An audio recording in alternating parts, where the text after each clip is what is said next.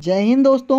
I hope आप सभी लोग अच्छे होंगे और अपने परीक्षा की तैयारी अच्छे से कर रहे होंगे। बच्चों ये रीजनिंग का पार्ट नंबर 30 है। अगर पार्ट नंबर आप 29 नहीं देखे हैं प्लेलिस्ट सेक्शन में जाकर देख सकते हैं। आते हैं अपने प्रश्नों पर बच्चों। सबसे पहला प्रश्न हमारा पूछ रखा है कि दिए गए प्रश्न में आपको संबंधित संख्या ज्ञात करनी है। बच्चों इस तरह के प्रश्न हम लोग कैसे सॉल्व करते हैं, सबसे पहले देखते हैं कि संख्याओं के बीच में क्या संबंध है। आप पाएंगे 45 से 36 के बीच में तो ऋणात्मक हो रहा है, मतलब घट रहा है। तो कितने का घट रहा है बच्चों? 45 से 36 के बीच का डिफरेंस कितना आ रहा है? तो घटते हुए क्रम में इसमें पाएंगे आप कि -9 हो रहा है। अगली संख्या में बच्चे आप -9 करके देखेंगे। अगर कोई आंसर मैच हो रहा है तब तो सही है बच्चों, नहीं तो किसी और विधि से हम लोग इसको चेक करते हैं। आप 63 में अगर -9 करेंगे कितना आएगा? 54। आप देखिए किसी ऑप्शन में 54 है? बिल्कुल है बच्चों, ऑप्शन नंबर बी में 54 दे रखा है, तो ऑप्शन नंबर बी इसका सही उत्तर हो जाएगा। आते हैं अपने अगले प्रश्न पर बच्चों। अगला प्रश्न आपका क्या पूछ रखा है? ये पूछा है आपसे कि दिए गए प्रश्न में आपको संबंधित शब्द ज्ञात करना है। बच्चों अब देखते हैं हमारा शब्द का संबंध कैसे है। दिन का कैलेंडर से कैसे संबंध है बच्चों? आपको पता होगा जो कैलेंडर होता है बच्चों वो दिन को दर्शाता है, मतलब दिन को देखने के लिए हम किस में देखते हैं? कैलेंडर में। वैसे ही बच्चों समय को देखने के लिए हम किसका प्रयोग करते हैं? क्या दिन का प्रयोग करते हैं समय देखने के लिए? नहीं बच्चों। सूर्य का प्रयोग करते हैं, पुराने समय में करते हैं, अब नहीं करते बच्चों। क्या घंटे का प्रयोग करते हैं समय देखने के लिए? इसमें मिनट भी शामिल है बच्चों, घंटा केवल तो है नहीं। तो ये भी गलत है। कहने का अर्थ क्या है बच्चों कि समय को देखने के लिए हम लोग घड़ी का प्रयोग करते हैं। तो ऑप्शन नंबर इसमें डी जो है वो एकदम सही उत्तर हो जाएगा। आते हैं बच्चों अगले प्रश्न पर अपने। आपका अगला प्रश्न क्या कह रखा है?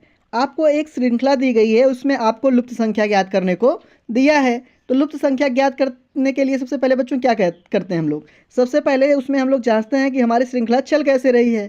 ये हमारी श्रृंखला कैसे चल रही है बच्चों? 7 से 26 में जा रहा है, प्लस हो रहा है। 26 से 63 में भी प्लस हो रहा है बच्चों। कहने का मतलब ये प्लस चलती हुई श्रृंखला आपके सामने है। अब देखिए बच्चों इन दोनों में चेंज कितना है। 7 से 26 में जाओगे तो आप चेंज कितने का पाओगे? 19 का। लेकिन 26 से 63 में जाओगे बच्चों 19 का ना तो डबल चेंज दिख रहा है ना तो कुछ और दिख रहा है। इसमें लॉजिक के साथ बच्चों सॉल्व करते हैं। आप देखो 7 के आसपास किसी का स्क्वायर या किसी का क्यूब हो सकता है, होगा कि नहीं? बच्चों आप पाओगे कि 7 जो है वो 3 के क्यूब के आसपास की संख्या है। सॉरी बच्चों 2 के क्यूब के आसपास की संख्या है। कैसे है? आप 2 का क्यूब अगर करें, 2 का क्यूब कितना होता है बच्चों? 8 होता है, उसमें से 1 माइनस कर दें तो इस प्रकार से इस संख्या को लिखा जा रहा है बच्चों कि नहीं? वैसे अगली प्रकार की संख्या को चेक करते हैं। 2 के बाद क्या आता है बच्चों? अगली संख्या 3 है। 3 का अगर क्यूब करें और माइनस उसमें से 1 कर दें, 3 का क्यूब कितना होता है बच्चों? 27। 27 में से आप 1 को माइनस करोगे 26 आएगा कि नहीं आएगा? वैसे बच्चे अगला अगर आप चेक करोगे तो अगला पाओगे ये 4 के क्यूब से 1 माइनस है। 4 का क्यूब होता है 64, उसमें से 1 माइनस करके लिखा है। अगला जो दे रखा है बच्चों ये 5 का क्यूब होता है, 5 का क्यूब 125 होता है, उसमें 1 माइनस करके दिया है। अगला बच्चों 6 के क्यूब 216 होता है, उसमें से 1 माइनस करके दिया है। अगला बच्चों 7 का क्यूब 343 होता है, उसमें से 1 माइनस करके दिया है। एज इट इज़ बच्चों 7 के बाद अगली संख्या क्या है? 8। आप 8 का क्यूब करें और उसमें से 1 माइनस कर दें। इसी को आप सॉल्व कर लें बच्चों, आपका आंसर आ जाएगा। अब 8 का क्यूब आप करोगे कितना आएगा? 8 का क्यूब बच्चों 512 होता है, आप करके देख लीजिएगा। नहीं तो चलिए करते हैं। 8 8 8 64। 8 का स्क्वायर 64 होता है, उसका 8 का मल्टीपल कर दीजिए आप। 8 चौक 12, सॉरी बच्चों 8 चौक 32 होता है, 8 छंग 48। 48 में 3 ऐड करोगे तो आप कितना होगा? 51 होगा ना। मतलब कुल मिला के 512 होता है। अब 512 में से 1 को आप जब माइनस करोगे तो बच्चों कितना होगा? 511। 511 आपका किस ऑप्शन में दे रखा है? ऑप्शन नंबर आपका डी में 511 दे रखा है, तो ऑप्शन नंबर डी इसका करेक्ट उत्तर हो जाएगा। आते हैं बच्चों अपने अगले प्रश्न पर। अगला प्रश्न आपसे क्या कह रखा है? आपसे उसमें लुप्त संख्या ज्ञात करने को कहा था, इसमें लुप्त अक्षर ज्ञात करने को कह रखा है। अब देखो बच्चा श्रृंखला चल कैसे रही है। अगर आप पाओगे, देखोगे ध्यान से, तो ये एक को छोड़कर अगले क्रम में बढ़ते हुए संख्या चल रही है। कहने का अर्थ क्या बच्चों?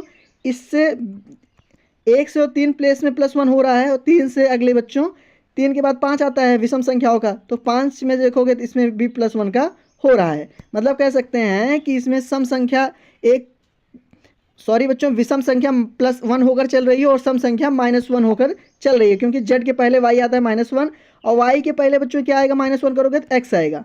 तो कहने का अर्थ है कि लुप्त संख्या हमारी बच्चों x है। एक्स आपका किस ऑप्शन में दे रखा है? ऑप्शन नंबर आपका ए में एक्स दे रखा है, तो ऑप्शन नंबर ए ही इसका सही उत्तर हो जाएगा। आते हैं अपने अगले प्रश्न पर। अगला प्रश्न बच्चों आपका वेन आरेख से है। ये आपसे कह रखा है कि नीचे दिए गए प्रश्न में आपको सही वेन आरेख ज्ञात करना है। वेन आरेख बच्चों कैसे फाइंड करते हैं? हम लोग देखते हैं कि उन सब अगर जो शब्द दे रखे हैं उनमें आपस में क्या रिलेशन बैठ रहा है। बच्चों अगर इसमें देखें क्या दे रखा है, सांप दे रखा है, छिपकली देख रहा है, रेंगने वाले दे रखे हैं। आपको पता होगा बच्चों कि जो रेंगने वाले हैं, मतलब रेंगने वाले जीव का मतलब है कि जो बच्चों चलते नहीं है, रेंगते हैं। तो रेंगना सांप भी रेंगता है और छिपकली भी रेंगती है, कहने का अर्थ ये बच्चों। तो छिपकली और सांप दोनों रेंगते हैं, तो इनका जो वेन आरेख है बच्चों कुछ ये इस प्रकार बन जाएगा। तो ये किस में दे रखा है? ऑप्शन नंबर आपका सी में दे रखा है, तो ऑप्शन नंबर सी ही बच्चों इसका करेक्ट उत्तर हो जाएगा। आते हैं अपने अगले प्रश्न पर। अगला प्रश्न आपका दे रखा है, वह विकल्प आपको चुनना है जिससे दिए गए सेट संबंधित है। वह विकल्प बच्चों इसमें से कौन सा है जिससे ये दिया गया सेट संबंधित है? अब हम अपने सेट को सबसे पहले बच्चों देखते हैं कि ये सेट हमारा क्या है। 2, 14, 16। अब ये किस प्रकार चल रहा है बच्चों? अगर देखोगे ये तो 4 का कंप्लीट स्क्वायर है, लेकिन ये स्क्वायर तो है नहीं, या फिर ये दोनों कुछ रिलेशन नहीं है, मतलब आपस में इनका ऐसा कोई रिलेशन स्क्वायर से नहीं है। अगर प्लस की तरफ भी जाओगे तो 12 प्लस करने पे 14 आ रहा है, और 14 में 12 प्लस करोगे 16 होगा नहीं बच्चों, तो प्लस करने पे भी नहीं चल रहा है। तो बच्चों आप इसमें एक लॉजिक लगाओगे, देखोगे श्रृंखला क्या है। 2, 14, 16। अगर हम इसको ए माने, इसको बी माने, इसको सी माने, तो बच्चों ए प्लस बी इक्वल टू सी दे रखा है। 2 + 14 इक्वल टू 16 दे रखा है। तो इसी तरह का बच्चों सेट और कौन सा संबंधित है? ऐसे देखो, पहले में देखो 2 7 को ऐड करोगे तो बच्चों 9 आएगा, इसमें 8 दे रखा है, पहला गलत है। दूसरा 3 और 21 को जोड़ोगे कितना आएगा बच्चों? 3 और 21 को जोड़ोगे 24 आएगा। बच्चों ऑप्शन नंबर बी ही इसका सही उत्तर है, क्योंकि पहले दूसरे सेट को जोड़कर तीसरा आना चाहिए। और वैसे एज इट इज इसमें देखोगे 16 4 20 होता है, 18 ये भी गलत है बच्चों। और डी देखोगे 2 9 11 होता है, तो इसमें 16 ये भी गलत है। कहने का अर्थ है बच्चों ऑप्शन नंबर अपना बी एकदम इसका सही उत्तर है। आते हैं बच्चों अपने अगले प्रश्न पर। ये आपसे क्या पूछ रखा है? ये पूछा है निम्नलिखित आकृति में कितने त्रिभुज हैं। कहने का अर्थ है बच्चों आपको इस आकृति में कुल मिलाकर त्रिभुजों की संख्या बतानी है। अब बच्चों देखो इसको त्रिभुज कैसे गिनते हैं। सबसे पहले आप छोटे से शुरुआत कर लो। ये बच्चों एक त्रिभुज हो गया, ये 2 हो गया, ये 3 हो गया, ये 4, ये 5 और ये 6 त्रिभुज हो गया। 6 त्रिभुज तो आपको सामने सामने दिख रहे हैं बच्चों। फिर उसके बाद ये एक देखिए 7 हो गया, आप इधर भी देख लो, ये 8 त्रिभुज हो गया, 8 दिख रहे हैं बच्चों। उसके बाद आप देखो 8 के बाद ये बच्चों एक 9 त्रिभुज हो गया, इधर से देखोगे तो आप ये 10 त्रिभुज हो गया। ऐसे ही बच्चों आप इसमें देख लो 9 एक 10 त्रिभुज हो गया बच्चों ना, 10 सॉरी बच्चों 11 त्रिभुज हो गया, और ये 12 त्रिभुज हो गया। पहले 10 हुए तो कुल मिला के कितने बच्चों आपको हो गए? 12 त्रिभुज हो गए। अब अगला देखोगे तो कंप्लीट वाला त्रिभुज भी एक त्रिभुज है बच्चों, तो कुल मिला के 12 + 1 कितने हो गए? 13 त्रिभुज हो गए। 13 आपका ऑप्शन नंबर बी में दे रखा है, तो ऑप्शन नंबर बी इसका सही उत्तर हो जाएगा। आते हैं बच्चों अपने अगले प्रश्न पर। अगला प्रश्न आपका क्या पूछ रखा है? इसमें पूछा है कि खुले हुए रूप में दिया गया है कौन सी संख्या 4 के विपरीत है। आपको जो बच्चों इसमें डायग्राम दे रखा है उसमें आपसे पूछा है कि 4 के विपरीत कौन है। तो बच्चों इस तरह का जो प्रश्न होता है उसको हम लोग कैसे सॉल्व करते हैं? हम लोग देखते हैं पहले कि विपरीत कौन कौन से हैं, कौन किसके हैं। आप पाओगे बच्चों 6 का विपरीत 3 है ना, 6 का विपरीत 3 है, और 1 का विपरीत 5 है, 1 का विपरीत 5 है, और बच्चों 2 का विपरीत 4 है, 2 का विपरीत 4 है। आपसे इसमें 4 का विपरीत पूछा है, तो 4 के विपरीत कौन है बच्चों? 2 है। तो 2 किस ऑप्शन में दे रखा है? ऑप्शन नंबर ए में 2 दे रखा है, तो ऑप्शन नंबर ए इसका सही उत्तर हो जाएगा। आते हैं अपने अगले प्रश्न पर। अगला प्रश्न आपसे पूछा है कि दी गई पैटर्न में आपको लुप्त पद ज्ञात करना है। आपको जो पैटर्न दिया गया है बच्चों उसमें लुप्त पद ज्ञात करना है। सबसे पहला देखें आप किस तरह चल रहा है। 2 है बच्चों, 2 4, आप 2 4 को ऐड करोगे 6 होगा, 2 4 को गुणा करोगे तो 8 होगा। कहने का मतलब है बच्चों हमारा गुणा और प्लस से ऐड काम नहीं चल रहा है, तो हम लोग अब इसका स्क्वायर करेंगे। इसका स्क्वायर करोगे 4 होगा, इसका स्क्वायर करोगे 16 होगा। 16 और 4 को जोड़ोगे तो आप बच्चों 20 आ जाएगा। वैसे ही दूसरे में भी चेक कर लेते हैं। दूसरे में 3 का स्क्वायर कितना होगा बच्चों? 9 होगा, और 9 का स्क्वायर 81 होगा। 81 और 9 को जोड़ दोगे तो कितना आ जाएगा? आपके 90 आ जाएगा। ऐसे ही बच्चों तीसरे पद का भी हम लोग निकाल लेते हैं। 1 का स्क्वायर 1 होगा, 7 का स्क्वायर 49 होगा। 1 और 49 को जोड़ोगे तो कितना आ जाएगा? 50 आ जाएगा। 50 आपका किस ऑप्शन में है? ऑप्शन नंबर सी में 50 दे रखा है, तो ऑप्शन नंबर सी एकदम आपका सही उत्तर हो जाएगा। आते हैं बच्चों अपने अगले प्रश्न पर। इसमें क्या रखा है? रमेश 33 विद्यार्थियों की एक कक्षा में 13वें स्थान पे है। बच्चों रमेश जो है वो 33 विद्यार्थियों की कुल कक्षा है उसमें 13वें स्थान पे है।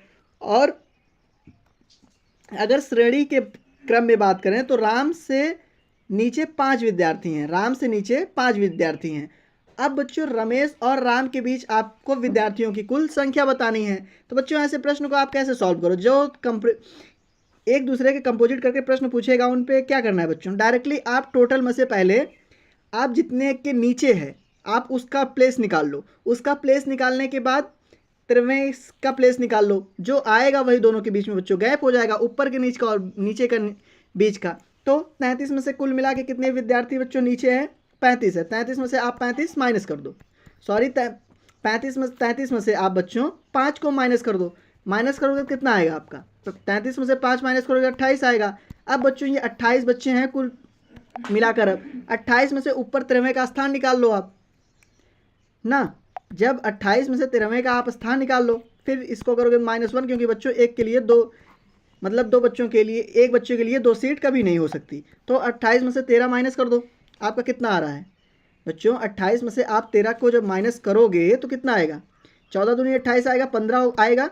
15 में से 1 माइनस कर दोगे तो 14 आएगा। कुल मिलाकर बच्चों जो गैप पूछ रखा है रमेश और राम के बीच, तो वो कितने का गैप है बच्चों? 14 विद्यार्थियों का गैप है। 14 आपका ऑप्शन नंबर बी में दे रखा है, तो ऑप्शन नंबर बी इसका एकदम सही उत्तर हो जाएगा। आई होप बच्चों आपको सारे प्रश्न अच्छे से समझ में आ गए होंगे।